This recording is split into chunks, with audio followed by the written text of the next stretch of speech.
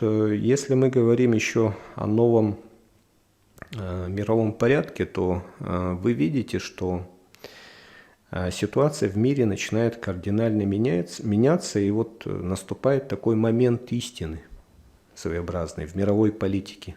Кто с кем, кто за кого. Некоторые журналисты, вот масс-медиа, даже вот российские, якутские, они часто говорят о том, что вот мировое сообщество выступило против России, там, в ООН проголосовали. С другой стороны, вот нет такого анализа, а вообще, что из себя представляет мировое сообщество?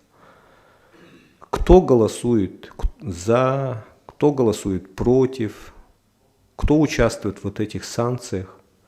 И по сути произошел такой своеобразный водораздел.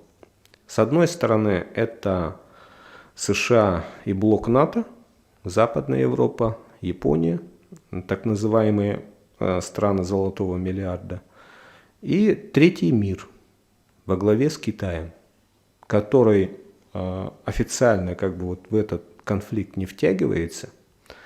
С другой стороны, мы видим, что товарооборот с Россией за прошлый 2020 год он приближается уже к 200 миллиардам долларов. То есть он значительно увеличивается. И говорят же вот наши чиновники, там параллельный импорт, что вот шло раньше к нам с Европы, там США, идет из третьих стран. И вот получается параллельный импорт. И вот такой своеобразный момент истины для мировой политики. И вот вы обратили, наверное, внимание, что в последнее время в наших средствах массовой информации, да и в международных проскальзывает такая информация, что вот на Донбасс начинают прибывать добровольцы.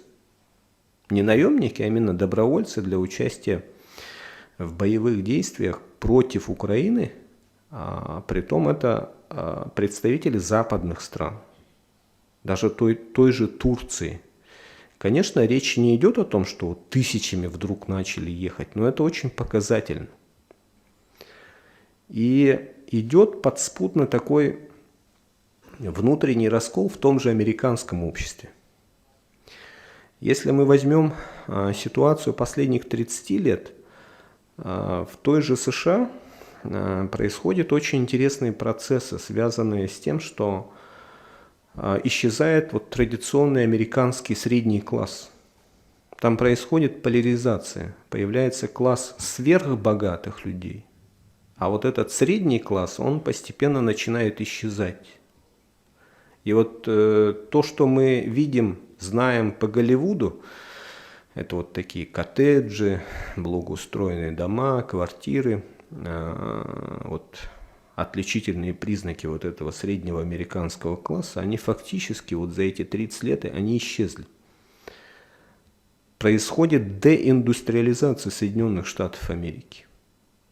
Вредные производства промышленные, они выводятся в страны третьего мира, в тот же Китай, в ту же Юго-Восточную Азию, в Африку, Латинскую Америку. И в основном вот экономика США это вот финансовая операция.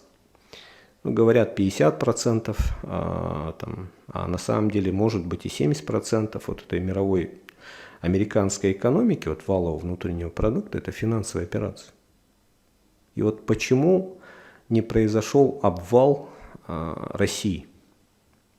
Получается, что вот те цифры, по которым считали вот мировой валовый внутренний продукт, они являются искусственными, фиктивными. И реальная доля, например, экономики России в мировой экономике, она не 2%.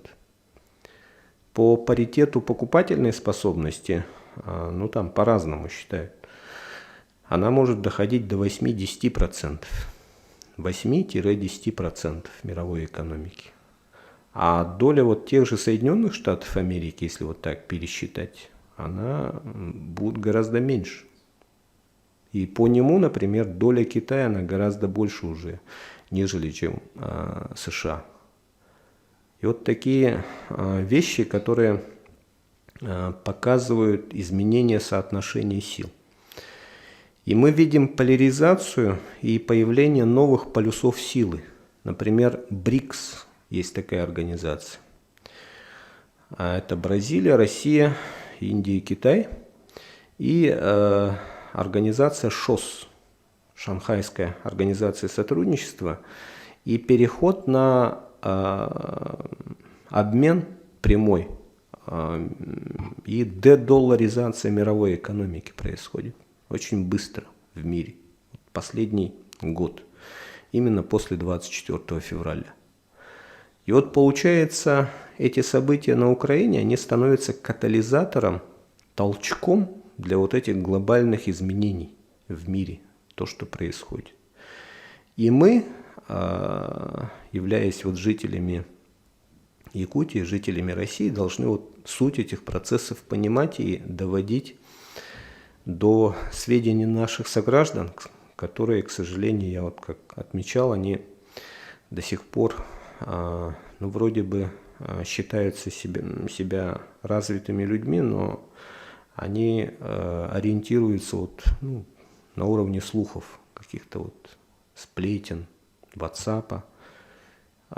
Мы фактически опустились, вот, как говорил Салтыков-Щедрин, мы наверху видим тьму власти, а внизу власть тьмы. Просто абсолютное невежество людей наших. Абсолютное. Но это связано и с особенностями образования, и с падением, то, что люди перестали читать книги, то, что мы слишком там увлеклись вот этими всякими гаджетами, там, социальными сетями. Но это процесс общемировой. Но с другой стороны, сейчас происходит такой период оздоровления, самоочистки нашего общества, не только там от разных нежелательных личностей, которых там уже начинают некоторые называть там врагами народа, предателями, там, отщепенцами, но и в мозгах и в настроении людей уже начинает меняться сознание, что нужно самим производить, что нельзя надеяться на кого-то, что нужно научиться мыслить по-другому. Меняется система образования, начинает возвращать старую советскую классику, вводит начальную военную подготовку, начинает говорить о патриотизме. Путин вот в конце прошлого года подписывает указ большой о том, что вот нужно именно традиционные духовно-нравственные ценности возрождать. Начинает говорить о патриотическом воспитании в школах. И мы, по сути, возвращаемся вот к тем ценностям, которые были для нас характерны вот в советский период истории, в российский период истории.